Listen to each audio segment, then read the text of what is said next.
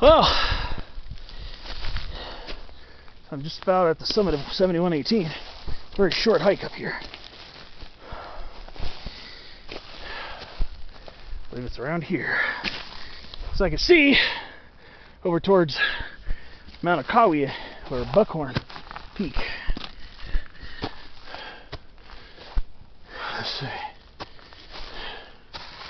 I have a little boulder scrambling to do. Actually, probably should go around this side. Right over here it's a little precipitous. So, just go around this down tree.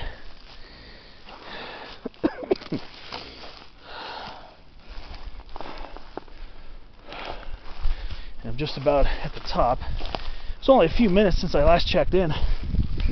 So, 7118, like I said, I remember the last time, it's a very short hike.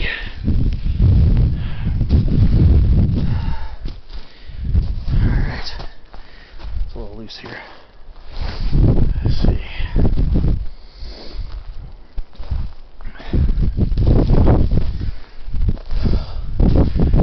Alright.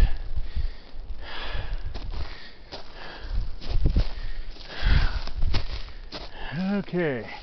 Time to duck under the white fir. Here we are. Peak 7118.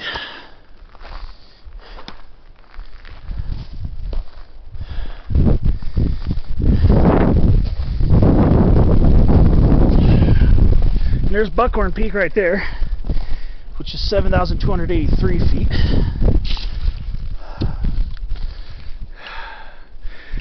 And there's Pleasant View Ridge.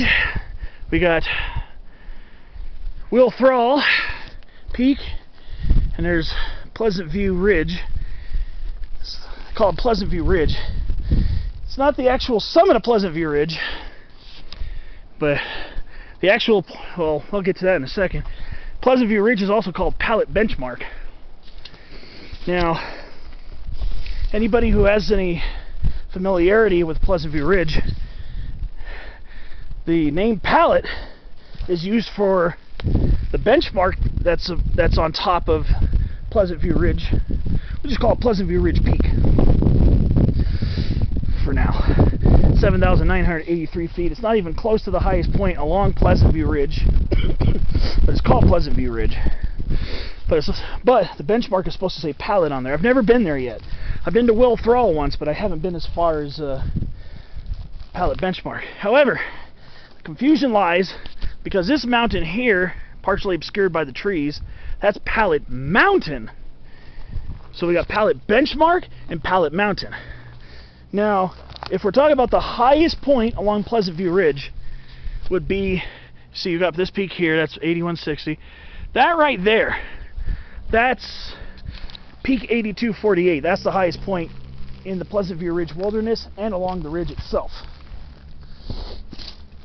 So yeah, we do get some, we are kind of hemmed in with the trees here, but poke through the trees, you will see some pretty nice views. I can see out towards the Cucamonga Wilderness way over there, see Crocker Ridge, and of course this is my next destination right here. I just got to go down this slope, maybe a couple 100-foot dip, and I can see the old dirt road that I'm going to be crossing while I find my use trail up there. I can actually see the dirt road from here, but I'm going to be basically going down these slopes, going to go around so I can avoid having to do any class 3 rock hopping. I'm still kind of trying to avoid that after my accident back in June. But yeah, you got a pretty nice peak up here.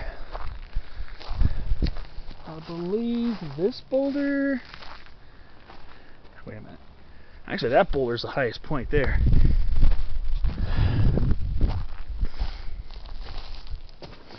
I'm not really a rock scrambler, but I will put my hand on there, make it halfway official. But yeah, this is Peak 7118.